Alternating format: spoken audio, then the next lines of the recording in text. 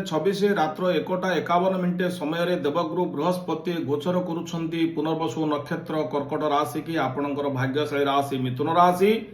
तेणु बृहस्पति लंबा समय धरी आपणकर मृगशिरा आरद्रा पुनर्वसु नक्षत्र मिथुन राशि की अत्यंत शुभ फल प्राप्त करेंगे। कारण देवगुरु बृहस्पति जीवे द्वितीय धनधान्य पुण्यम सुतार्थ लाभ नवपंचकेशु।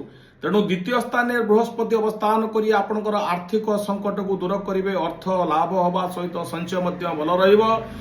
कर्म नियुक्ति सूचना सहित शुभ मांगलिक कर्म विवाह व्रत गृहादि कर्म भूमि प्राप्ति वाणिज्य क्षेत्र में लाभवान हवा सहित आपणकर दूर यात्रा विद्यार्थी माने कृतकार्य हवा सहित प्रेम संपर्क में बुझापणा भल रहिब। संपर्क बढ़िबो एवं आपणकर जेहेतु अधूरा कार्य रही पूर्ण करें। शुभ मांगलिक कर्म करने बृहस्पति शुभ दृष्टि एवं गुरु शुद्धि कारक हवा हेतु तेणु बृहस्पति पर्याप्त भाव में आपण को शुभ फल प्राप्त करेंगे। जेहेतु द्वितीय बृहस्पति संचय अधिक आपणकर धन सम्मान अधिक प्राप्ति हम। आपणकर कौन कार्य रहा।